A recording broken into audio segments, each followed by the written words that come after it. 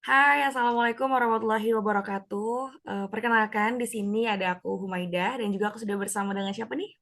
Oh, aku cinta. Nah, di sini kita mau sedikit membahas apa yang sudah kita baca gitu ya dari sebuah buku judulnya Yang Indah, Berfaedah dan Kamal, Sejarah Sastra Melayu dalam Abad 7 sampai 19. Tapi di sini kita terfokusnya ke satu bab aja yaitu ada di bab 4 yang membahas tentang kesadaran diri sastra Melayu dalam zaman klasik sebuah rekonstruksi. Coba mungkin dari Cinta dulu gimana nih Cinta? Dari apa yang Cinta baca, kira-kira apa yang Cinta dapatkan nih? Jadi, sastra tradisional Melayu ini kekurangan karangan yang bersifat teori dan ilmuistika, sehingga memicu masalah kesadaran diri para sastrawannya. Meski begitu, ada banyak karya teologis, didaktis, dan literat yang mengandung pernyataan yang cukup untuk menjadi bahan rekonstruksi kesadaran diri sastra periode klasik dalam kata pengantar yang ditulis sastrawan. Kata pengantar ini memanifestasikan konsep penciptaan melalui manusia. Di dalamnya, pengarang mengakui bahwa tanpa berkat dari Allah, karya sastra Indonesia tidak akan ada dan lahir ke dunia. Tindakan penciptaan ini memiliki dua tahap. Yang pertama ada tahap perseptif, yang kedua ada tahap agentif. Di tahap perseptif, eh, di tahap perseptif, biasanya pengarang memulai dengan seruan kepada Allah yang kemudian dilanjutkan dengan motif berulang. Penyair akan menyebut Tuhan dengan sebutan Allah, Rahman, dan Rahim dengan maksud memintanya untuk menurunkan rahmatnya melalui berkat Muhammad ke dalam hati penyair dalam bentuk cahaya nurani. Maha kuasa Allah dan takdir ini menentukan penyair untuk memulai proses penciptaan syairnya sehingga hingga keharusan mengakhiri proses penciptaan tersebut. Lalu di tahap persepsi ini ada tiga unsur. Yang pertama ada unsur tidak umum, tidak khusus, dan benda ciptaan. Tiga serangkai ini dapat ditemukan dalam tata pengantar karya puisi dan yang paling tipikal adalah intelek, akal atau hati nurani, jiwa, hati, atau nyawa, dan tangan, atau perbuatan penetapan atau karya sastra itu sendiri sebagai hasil penetapan. Jadi di proses reseptif ini bisa dinilaikan dari arus pesan realitas yang diterima dari luar yang dibawa oleh indera mengalir melalui jiwa dan dunia imajinasi dalam keadaan jiwa yang belum terterangi. Nah, arus tersebut ini berubah-ubah dan menyebabkan penelitian yang bagian dari intelek orang yang terutama akan harus tersebut bisa lupa dan tenggelam dalam kekosongan tentang hakikat alam semesta dan hakikat dirinya. Selain itu, perbuatan perbuatan penciptaan ini ada dilihat dari sisi psikologisnya ada dua jalan. Yang pertama, asimilasi ide-ide secara tidak langsung dengan proses latihan. Dan yang kedua, ada penerimaan ide yang didapat melalui berkat Muhammad. Selanjutnya, di tahap agentis, konsep karya sastra sebagai benda yang memiliki aspek batinnya dan lahiriah ditemukan dalam konsep pengantar. Di dalamnya terdapat dua hal yang berlawanan, bunyi dan suara, sebagai aspek lahiriah dan isi dan cerita sebagai aspek batinnya. Namun ketidaksesuaian antara bunyi dan isi seringkali terjadi. Dari istilah tersebut sering digunakan dalam kata pengantar untuk menjelaskan ide tentang kesesuaian linear antara aspek lahiriah dan aspek batinnya karya sastra. Nah, selanjutnya ini di dalam buku ini juga membandingkan antara ilmu falsafat Arab dan buku Melayu yang mirip-mirip. Pada keduanya, sastra merupakan sesuatu yang disajikan sebagai kesatuan antara aspek eksternal atau bidang pengucapan dalam bahasa Arab disebut dan bumi dan internal dimensi atau makna dan makna dengan aktivitas kreatif sebagai penyesuaian atau mutabako atau dalam istilah doktrin Melayu disebut patut dan secara benar terhadap suatu intern dan ekstern. Selanjutnya ada konsep indah dalam sastra Melayu klasik. Nah, konsep indah dalam sastra Melayu klasik ini berkaitan sama konsep Tuhan. Keindahan, keindahan adalah wujud sempurna yang dikaruniakan Allah terhadap benda-benda dan muncul setelah benda itu tercipta. Lalu, sifat-sifat kenangan dari keindahan itu sendiri adalah khairan, takjub, ajaib, warid atau wajah, dan tamasya atau pemandangan menarik yang menarik. Keindahan juga berupa sesuatu yang beraneka ragam dan menyatakan diri dengan bermacam cara. Maka keindahan adalah sesuatu yang luar biasa dan beraneka ragam serta diatur dan disesuaikan dengan dunia. Nah, dari dalam sastra Melayu itu sendiri ada juga persepsi keindahan dari sisi psikologisnya. Keindahan ini membagikan rasa berarti atau cinta dari turun secara detail. Jika rasa tersebut terlampau kuat dan tidak bisa dikendalikan akal, akan menyebabkan semacam kelumpuhan jiwa dan kehilangan kesadaran yang sangat membahayakan. Namun, jika keindahan itu bisa disalurkan dengan tepat, akan memberi pengaruh penyembuhan dan penentraman di jiwa. Nah, disinilah fungsi utama sastra ditemukan, baik menurut estetika Melayu maupun estetika Islam.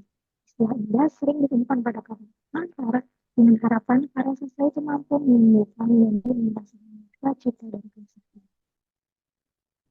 Oke, jadi dari yang aku baca sih, aku udah dapet sedikit. Kalau untuk Mama sendiri, dapat apa aja nih? Nah, karena tadi di akhir kamu ngebahas soal keindahan gitu ya. Di sini mungkin aku mau melanjutkan tentang doktrin kata indah dan juga fungsinya gitu. Nah, eh, yang pertama adalah keindahan pada umumnya dan keindahan pada karya sastra gitu. Sesuatu yang melekat pada kata indah itu sendiri biasanya meliputi keaktifan psikologis dan juga kemampuannya mentransformasikan keadaan jiwa. Nah, sementara itu karya sastra yang indah itu bisa menjadi sarana utama dalam mentransformasikan hal tersebut gitu. Ada dalam sebuah kutipan dalam sastra Melayu gitu ya. Di situ dapat terlihat jelas bahwa kecintaan jiwa pada keindahan ini didasarkan atas kesesuaian harmonis antara sifat jiwa dengan sifat benda yang indah gitu. Nah, konsep ini juga banyak diuraikan dalam pengarang-pengarang Arab lah, salah satunya yang ada itu tercantum pada Muqaddimah karyanya Ibnu Khaldun. Nah, yang kedua adalah karya sastra sebagai penghibur hati atau pelipur lara. Jadi dalam suatu kondisi jiwa tertentu, ada juga disebut sebagai penyakit cinta berahi gitu. Nah, karya sastra ini bisa menjadi alternatif pengobatannya salah satunya. Jadi nggak cuma pakai metode psikoterapi dari sastra ilmiah Islam tradisional kayak tentang etika ataupun seni puisi, tapi juga bisa menggunakan karya karangan siapapun yang penting berkebudayaan Islam gitu, baik yang udah terkenal ataupun yang belum. Nah, yang ketiga ada juga karya sastra sebagai pembawa faedah atau pembawa manfaat. Karya sastra Melayu itu punya fungsi untuk menyampaikan faedah moral dan juga spiritual nih. Jadi karya-karya ini juga menggunakan bahasa-bahasa yang indah, yang menarik, ya supaya untuk menarik perhatian dan juga menyampaikan ajaran Islam secara halus gitu. Nah, karya sastra juga berfungsi sebagai yaitu pembawa faedah spiritual dan juga moral. Terus dia untuk menyampaikan nilai-nilai agama dan juga nilai-nilai keimanan yang pastinya. Dan berikutnya aku juga mau ngebahas soal unsur-unsur sintetis Hindu-Islam dalam kesadaran diri sastra Melayu nih. Yang pertama ada estetika sastra Melayu di antara estetika sastra Islam dan juga Hindu Jawa. Nah, estetika sastra Melayu ini dipengaruhi oleh tradisi Islam dan Hindu Jawa karena karya sastra Melayu di dalamnya mengandung unsur-unsur seperti keindahan bahasa, simbolisme, dan juga tema cinta yang suci gitu ya. Yang di sini hal itu mencerminkan perpaduan dari budaya-budaya tersebut, budaya-budaya yang tadi udah aku sebutin.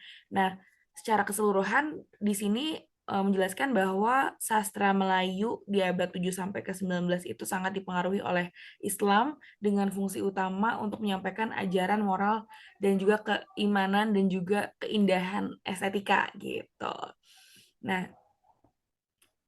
selain itu juga ada sintetis dua estetika sastra nih.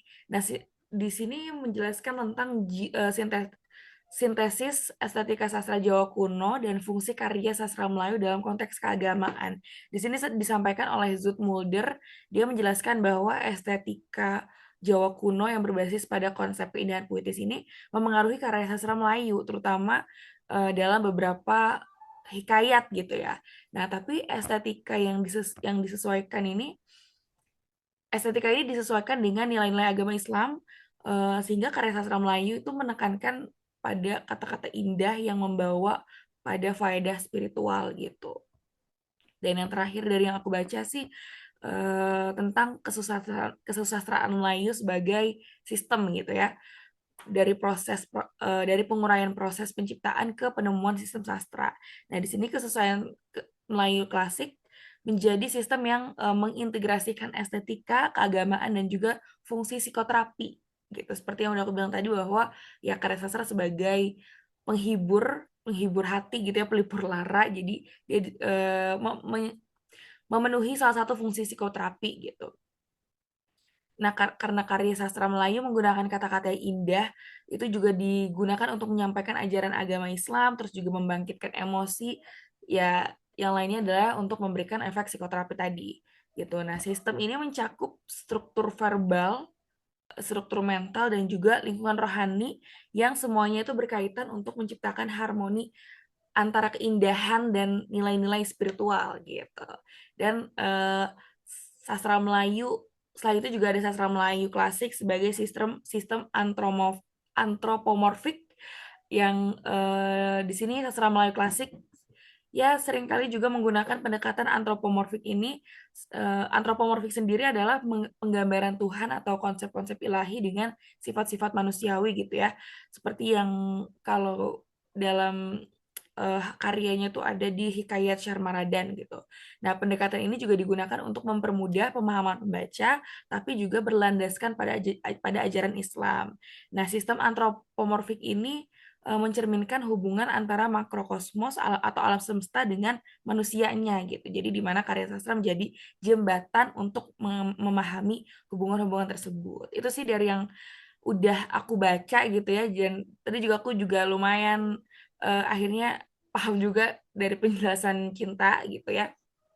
Dan eh, pembahasan di bab 4 ini yang disampaikan oleh Cinta dan aku sepertinya sudah cukup ya Cinta ya. Betul sekali. Semoga teman-teman yang menonton itu bisa mengerti dengan bahasan kita dan bisa tertarik untuk mempelajari sastra Melayu zaman klasik juga. Iya. Dan semoga apa yang kita sampaikan betul-betul yaitu teman-teman bisa ngerti dan juga bermanfaat juga ya untuk membantu pembelajaran tentang sastra Melayu gitu. Oke, kalau gitu mungkin kita cukupkan aja. Di sini aku Humaida. Aku cinta. Kami pamit undur diri. Assalamualaikum warahmatullahi wabarakatuh. Dadah.